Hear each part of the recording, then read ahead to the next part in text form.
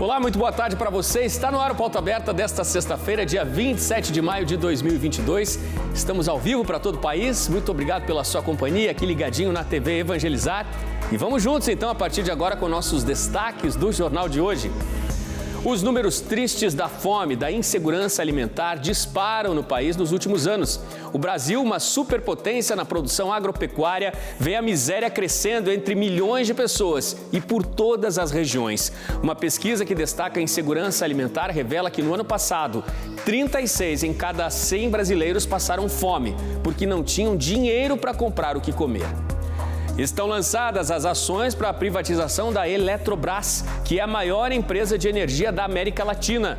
Uma expectativa do governo federal espera que as negociações cheguem a 30 bilhões de reais. 93 dias de guerra na Ucrânia. O massacre russo no leste do país não termina. As forças de Moscou aceleram movimentos militares para garantir a tomada por completo de duas cidades na região de Luhansk, Lysychansk e Severodonetsk. Numa mudança de tom, o presidente da Ucrânia, Volodymyr Zelensky, declara que é hora de conversar com Vladimir Putin para pôr um fim à guerra, embora não acredite que o presidente da Rússia esteja disposto a isso.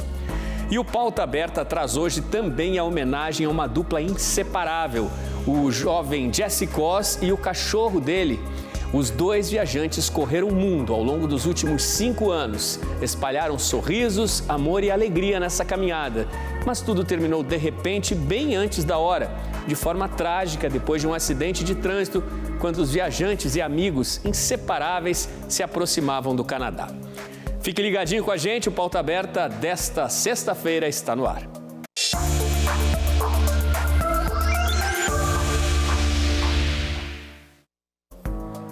E a gente começa hoje falando sobre um retrato triste do nosso país. A fome se espalha com cada vez mais força entre a população.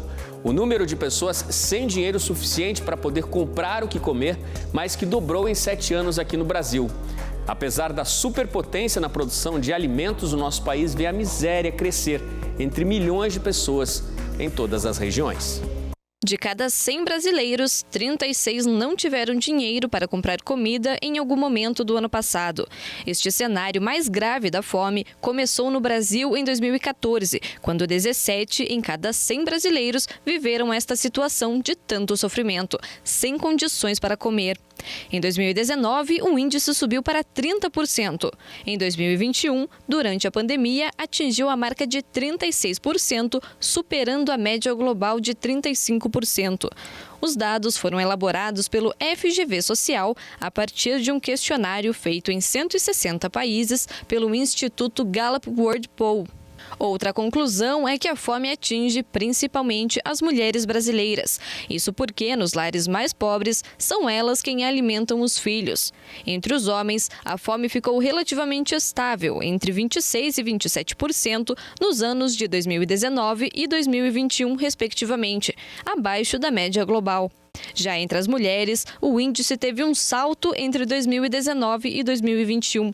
No ano passado, quase metade da população feminina ficou, em algum momento, sem dinheiro para alimentar a própria família, 10% acima da média global, no caso do Brasil. A crise da fome atingiu a população brasileira de uma forma muito desigual. Entre os 20% mais pobres, a quantidade de pessoas com fome aumentou 22 pontos percentuais, muito acima da média global. Já entre a população mais rica, a insegurança alimentar caiu de 10% em 2019 para 7% no ano passado. É importante ressaltar que os dados são de 2021 e, portanto, não levam em conta a guerra na Ucrânia, que envolve 2 dos principais fornecedores de alimentos do mundo. Com mais gente sem ter como comprar o básico para poder se alimentar, também significa que precisamos de ajuda, precisamos de doações. No país, a fila nas portas das ONGs que distribuem marmitas e cestas básicas só cresce. E agora, falta comida até nesses lugares. Na zona leste de São Paulo, os pedidos de cestas básicas quase triplicaram nos últimos 6 meses. Foi um crescimento de 170%. Durante a pandemia, as ONGs da capital paulista conseguiam distribuir, em média, 200 cestas básicas por dia e hoje conseguem, no máximo, um quarto disso. A Central Única das Favelas estima que o número de famílias que precisam de ajuda para comer tem aumentado 15% de janeiro para cá. Dados da Prefeitura de São Paulo apontam que mais de 619 mil famílias vivem em situação de extrema pobreza na capital mais rica e mais populosa do país. O número deu um salto de 30% em apenas um ano. De acordo com o IBGE, no Paraná, cerca de 250 mil pessoas passam fome no estado e quase 2.600.000 não têm as principais refeições diárias garantidas. Os números equivalem a cerca de 22,5% da população paranaense. É uma triste realidade que precisa mudar no nosso país. 27 de maio, hoje é dia da Mata Atlântica, uma área de floresta gigantesca que ao longo do tempo foi encolhida no nosso país com a expansão da atividade humana. Mas se há pressão por causa do crescimento das cidades, se há degradação, há também exemplos, bons exemplos de preservação. Veja na reportagem do Sérgio Júnior. Uma área grande, mas que já foi maior. Agora ela é cuidada por quem vive aqui. Hoje a gente tem aqui nessa região problemas com desmatamento, com caça, né? Temos algumas atividades também, por exemplo, portuárias que acabam afetando de certa forma essas áreas, essas unidades de conservação. Hoje a Mata Atlântica está concentrada numa faixa de Santa Catarina, Paraná e São Paulo. São mais de 2 milhões de hectares que pertencem à reserva de conservação. Por lá, o trabalho para manter a vida é constante. A gente desenvolve uma série de atividades aqui visando a proteção, né, dessas áreas e também a restauração ecológica de áreas que estavam degradadas ou ainda estão degradadas dentro dessas áreas. O processo de recuperação é tão importante que no ano de 2000, 1.500 hectares das 3 reservas de Mata Atlântica estavam assim, degradadas. Ao longo dos 22 anos, plantando e preservando, que o cenário mudou. Olha o tamanho que a floresta já está. A gente fala que para uma floresta atingir um estágio mais ou menos de equilíbrio é de 80 a 100 anos. Né? Então ainda tem muito tempo pela frente e a gente precisa cuidar, proteger essas áreas para que elas cumpram esse papel, né, que é tão importante para a nossa sociedade. Essa combinação de rios, florestas e montanhas são cuidadas por eles, para que elas tenham um lar. E já dá para ver os avanços. O papagaio de cara roxa, ameaçado de extinção, até já começa a aparecer. O papagaio de cara roxa, para se reproduzir, ele depende de árvores antigas, porque ele se reproduz dentro dos buracos, que a gente chama de oco dessas árvores, e só árvores muito antigas formam essas cavidades. Além disso, em relação aos papagaios, há o comércio ilegal dessas espécies. Durante a estação reprodutiva, os papagaios então procuram essas cavidades para se reproduzir, e as pessoas que procuram esses filhotes para o comércio ilegal, elas ou retiram os filhotes dessas cavidades dos ninhos ou acabam cortando a madeira, a árvore, ninho, para pegar os filhotes. A maioria dos filhotes não sobrevivem e abastecem um comércio ilegal, né, de animais silvestres aí. Uma indústria criminosa que ocupa o 4º lugar no ranking de crimes internacionais. As autoridades trabalham para diminuir essa prática e toda ajuda é essencial. A gente procura intensificar esse policiamento, porque a gente sabe que o maior índice de caça são nessa temporada. Então a gente procura fazer o policiamento preventivo e também a gente procura contato com a comunidade. Esse relacionamento com eles, né? Eles pegam confiança em você e passam diretamente para você as denúncias. Então a gente trabalha muito em cima de denúncias, né? Onde é fácil da gente ir atrás e combater essas práticas, né, de crimes ambientais. Cuide, plante. Você precisa dela para viver. E agora que eles estão acomodados, em casa, não os incomode.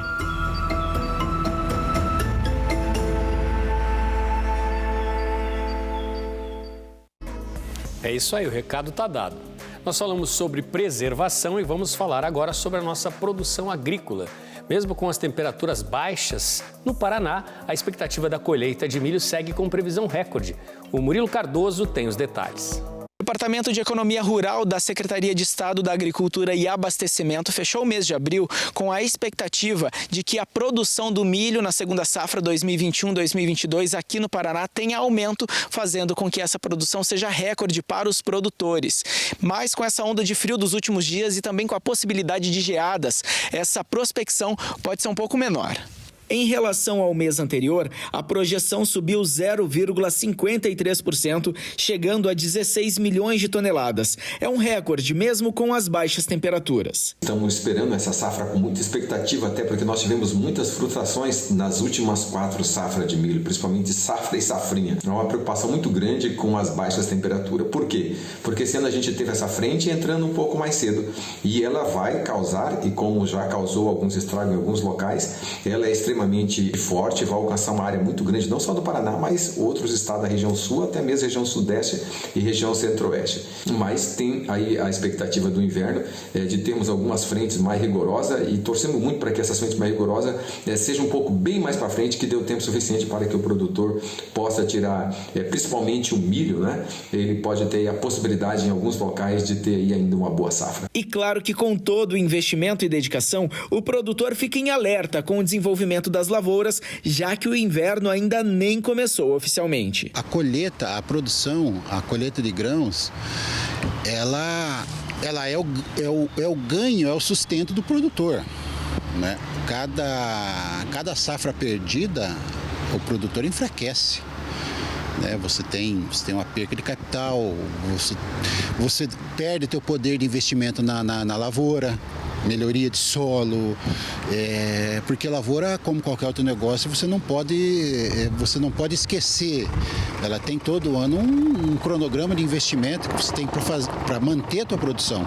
Apesar da instabilidade, o Paraná segue como o segundo maior produtor de grãos do país. Dados divulgados pelo Ministério da Agricultura, Pecuária e Abastecimento apontam que as cidades de Cascavel, Guarapuava, Tibagi e Toledo estão entre as mais ricas do agronegócio brasileiro. O Paraná é um estado que tem uma característica que é muito boa para você fazer 2 ou até 3 safras no ano. 2 safras é garantido e aí o agricultor coloca na primeira safra que ele planta, supomos no mês de outubro e novembro, e colhe em fevereiro, depois em soja e depois em fevereiro ele põe milho, que vai colher em junho. Então dá 2 safras tranquilas. É um estado da federação que tem essa condição, além das terras férteis, também o clima favorece fazer 2 safras. E para o produtor rural é bom que seja a primeira safra de soja e a segunda de milho. Ele aproveita muito bem a propriedade e aí você alcança produção boas na propriedade e um grande faturamento fazendo 2 safras na mesma área. Isso aí, uma expectativa muito otimista, né? No aguardo aí de uma excelente produção agrícola para a safra deste ano, na safra 2021-2022. E para quem gosta de fazer uma aposta, prêmios acumulados aqui no Brasil e também nos Estados Unidos podem ser uma oportunidade de ganhar muito dinheiro. Na Mega Sena, o valor acumulado chega a 100 milhões de reais, o sorteio é amanhã.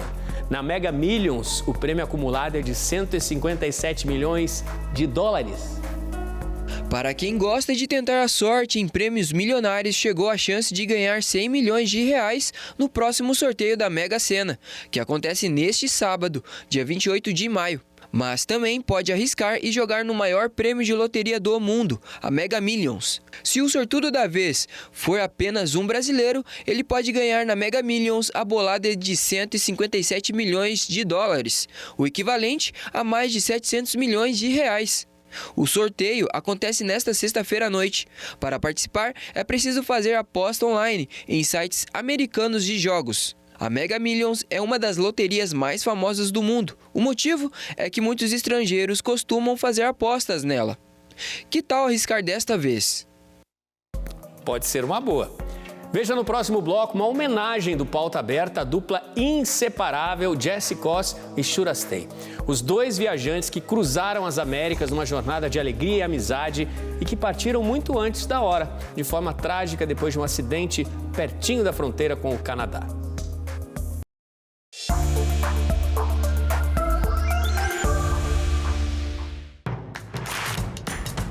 Não perca mais nenhum vídeo da TV Evangelizar. Inscreva-se agora.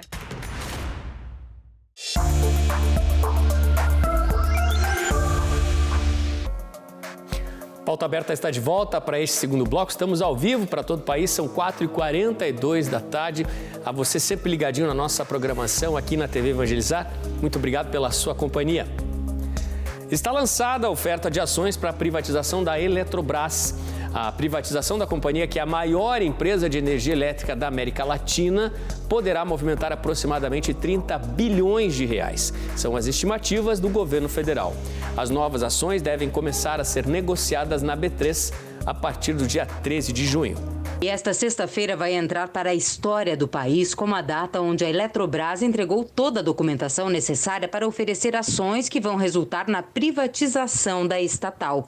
A operação vai envolver 3 tipos de ofertas: uma oferta primária de ações novas, uma secundária de ações já existentes e de ações ordinárias, que são as ações com direito a voto, que acontecem simultaneamente no Brasil e no exterior. A oferta primária será inicialmente de mais de 627 milhões de novas ações. De acordo com a Reuters, além da oferta inicial, pode ser oferecido um lote suplementar de até 15% do total das ações.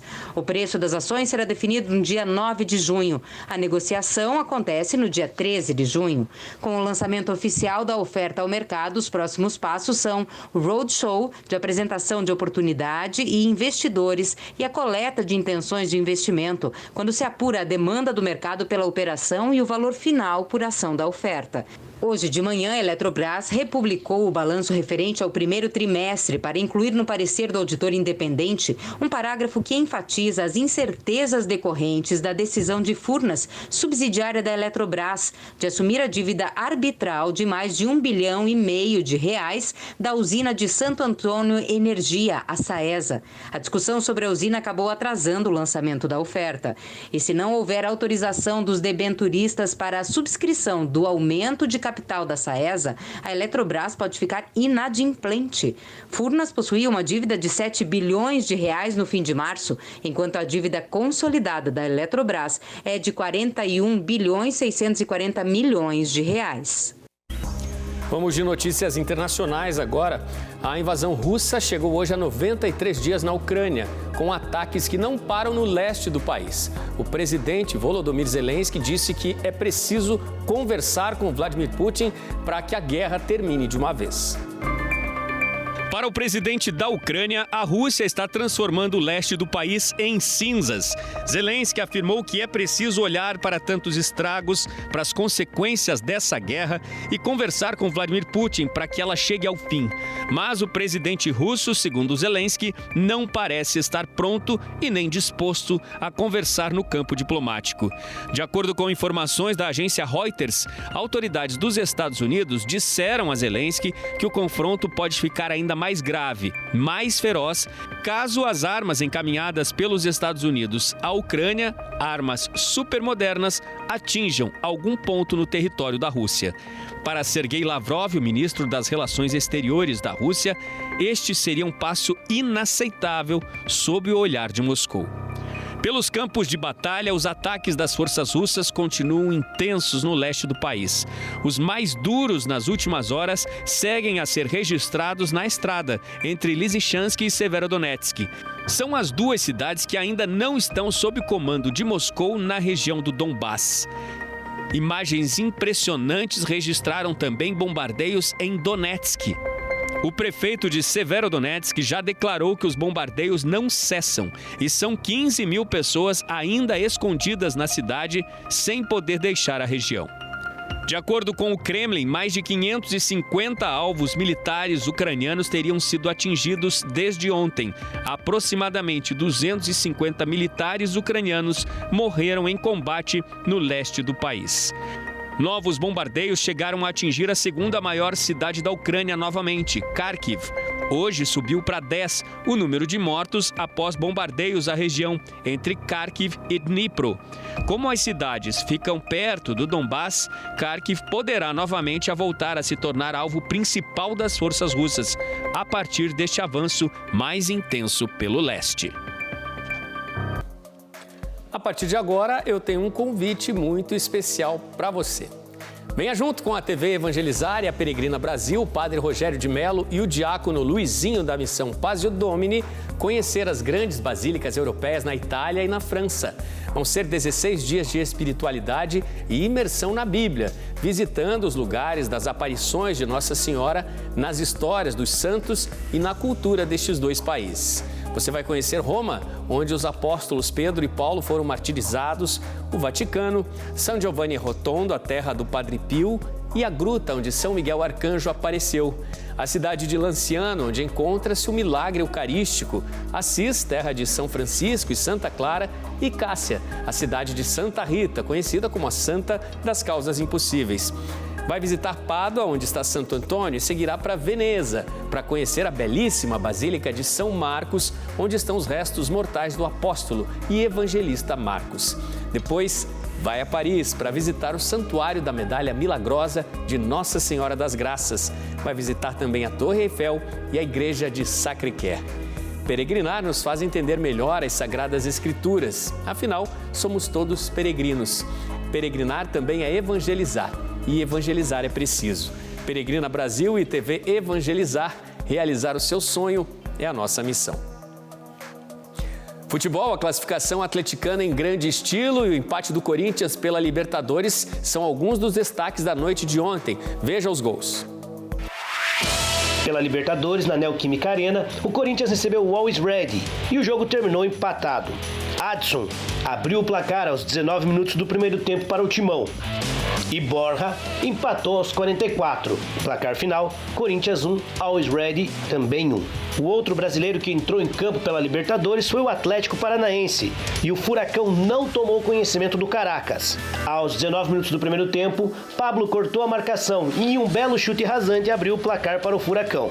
Aos 22 minutos, o Furacão armou um belo ataque pela esquerda. A bola sobrou para Terans, que chutou para o gol, mas a bola desviou em Pablo, que fez o segundo gol do Furacão. E o rubro-negro queria mais. A bola foi cruzada na área e Christian desviou para marcar o terceiro do Furacão. No segundo tempo, Ribeiro descontou para o Caracas. Mas o Furacão estava impossível, tanto que depois de uma bela combinação ofensiva, Christian recebeu um passe, se livrou do marcador e chutou rasteiro no canto direito do goleiro, marcando o quarto do Furacão. E logo na sequência, Pablo, um dos destaques da noite, tocou a bola para Pedro Rocha fechar o marcador. Placar final na Arena da Baixada, Atlético Paranaense 5, Caracas 1. No Estádio Municipal Virgem de Chape, o Melgar recebeu o Cuiabá e os donos da casa saíram de campo vitoriosos. Arquibaldi fez o primeiro para o Melgar. O Cuiabá empatou com Gustavo e Bordacabar marcou 2 vezes, dando números finais à partida: Melgar 3, Cuiabá 1. E no estádio Ramon Tauchi Aguilera, o Oriente Petroleiro recebeu o Fluminense e os visitantes saíram de campo com a vitória. Matheus Martins, 3 vezes, Cano, também 3 vezes, Arias, Caio Paulista, Manuel e William marcaram os gols do tricolor carioca. Placar final, Oriente Petroleiro 1, Fluminense 10. 10-1 e apesar do placar elástico, o Fluminense não se classificou na Sul-Americana. Gente, foram realizados agora à tarde no Paraguai os sorteios que definiram os duelos das oitavas de final da Sul-Americana e também da Libertadores. Confira.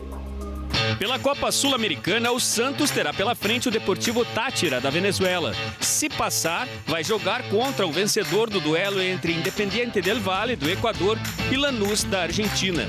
O Internacional vai enfrentar o Colo-Colo do Chile. Se passar, vai jogar contra o vencedor da disputa entre Deportivo Cali, da Colômbia, e Melgar, do Peru. O Atlético Goianiense terá pela frente o Olímpia, do Paraguai. Se vencer, joga com o vencedor da partida entre Nacional do Uruguai e União Santa Fé, da Argentina. O São Paulo terá duelo na Sul-Americana contra a Universidade Católica do Chile. Se vencer, vai jogar contra o vencedor da partida entre Ceará e The Strongest da Bolívia. O sorteio da Libertadores preservou as equipes brasileiras dos confrontos caseiros, o que não aconteceu com os argentinos. Veja como ficou. O Atlético Paranaense vai jogar contra o Libertad do Paraguai, que já era adversário de grupo da equipe paranaense. Se vencer, vai jogar contra o melhor no confronto entre Fortaleza e Estudiantes de La Plata. O Palmeiras pega o Cerro Porteño do Paraguai. Se confirmar o favoritismo, vai jogar contra o vencedor da disputa entre Atlético Mineiro e Emelec do Equador. O Flamengo vai enfrentar o Tolima da Colômbia. Se passar, joga contra o vencedor do confronto entre Corinthians e Boca Juniors. Só jogão, hein, gente? Os outros confrontos das oitavas serão entre River Plate e Vélez Sarsfield da Argentina e Talleres e Colón, também da Argentina. As 4 equipes farão um mata-mata caseiro até as quartas de final. E amanhã à tarde a bola volta a rolar pelo Brasileirão. Veja os duelos da 8ª rodada. Sábado, às 4h30 da tarde, no estádio da Serrinha, o Goiás joga contra o Bragantino. Às 7h da noite, no estádio do Morumbi, o São Paulo recebe o Ceará. E às 8h30, no estádio Castelão, o Fortaleza joga contra o Juventude. No domingo, às 4h da tarde, tem Palmeiras e Santos na Vila Belmiro. Também às 4h, Coritiba recebe no Couto Pereira o Botafogo. E às 6h da tarde, Flamengo e Fluminense fazem o Fla-Flu, clássico carioca. E na Neoquímica Arena, o Corinthians joga contra o América. Às 7h da noite, na Arena Pantanal, o Cuiabá recebe o Atlético Paranaense e o Galo joga contra o Avaí no Mineirão. A rodada termina na segunda. Às 8h30 da noite, no estádio Beira-Rio, o Inter joga contra o Atlético Goianiense. Gente, apenas um ajuste. O jogo entre Inter e Goianiense está marcado para segunda-feira às 8h da noite. E o jogo de Cuiabá, entre Cuiabá e Atlético Paranaense, marcado para as 7h, domingo lá na Arena Pantanal, começa às 6 da tarde, no horário de Brasília.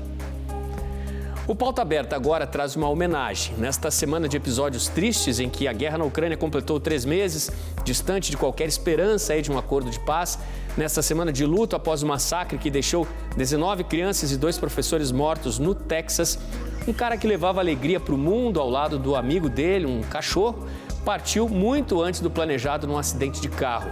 O Fusca que ele tanto amava nos Estados Unidos. Jesse Koss e o inseparável amigo, este cão da raça Golden Retriever, começaram a aventura de descobertas pelo mundo em 2017, 6 de maio de 2017. E tudo começou no dia em que eu fui comprar meu Fusca lá em Joinville. Para encarar a aventura, Jesse deixou o emprego e a faculdade de educação física que cursava. Os amigos dos tempos de Balneário Camboriú, de onde o então jovem estudante partiu, contam que as pessoas próximas falavam para ele: "Você é louco." Pessoal, estamos chegando em Florianópolis, vamos passar. Quando decidiu encarar a aventura rumo ao Alasca, Jesse vendeu tudo que tinha. Juntou aproximadamente R$10 mil. Ele ainda não sabia qual seria o destino final. "Para onde você vai?" perguntava. "Não sei, vou viajar." Era um desejo incontrolável de deixar a rotina, de descobrir o mundo e de sorrir. Os planos de chegar ao Alasca vieram mais tarde. Ele queria viajar. O Fusca ganhou até apelido Dodongo. E eles, Jesse e o amigo cão, o Churastei, giraram por este mundo. Espalharam alegria, se divertiram e visitaram alguns dos locais mais surpreendentes. A viagem incrível era acompanhada por mais de 400 mil seguidores nas redes sociais. E o Jesse era a inspiração. Será que precisamos de uma rotina? Para o Jesse, rotina era descobrir novos povos, novas culturas e os cantos mais escondidos deste planeta. No roteiro percorrido, mais de 85 mil quilômetros, 17 países. Argentina, Uruguai, Brasil, Paraguai, Chile, Bolívia, Peru, Equador, Colômbia, Venezuela, Panamá, Costa Rica, Nicarágua, El Salvador, Guatemala, México, Estados Unidos. O Canadá estava tão pertinho. Até pelas cataratas do Niágara, a dupla inseparável já tinha passado. E agora, muito antes do planejado, o acidente. Na última segunda-feira, num dia chuvoso, perto de Portland, no estado do Oregon, viajantes amigos que estavam no carro ao lado e que afirmam que viram um acidente, disseram que Jesse não conseguiu frear o Fusca quando um carro no sentido contrário parou para fazer uma conversão. Jesse, aos 29 anos de idade apenas, e Shurastei morreram na hora. Um adeus precoce, mas que veio depois de um sonho de vida ser saboreado com toda a intensidade. Dias depois da tragédia, já eram mais de 1 milhão de seguidores nas redes sociais, comovidos pela jornada e com esta partida precoce dos dois amigos. O Jesse um dia escreveu num site: queria fazer algo novo, algo diferente, algo que fizesse meu coração vibrar, que eu lembrasse alguns anos à frente e me fizesse sorrir do nada, apenas com a memória de que a minha vida valeu a pena ser vivida. Valeu a pena, Jesse. A gente do lado de cá está triste com este seu adeus tão antes da hora, mas a alegria que você levou para este mundo ao lado do Shurastei valeu cada instante, tenha certeza disso.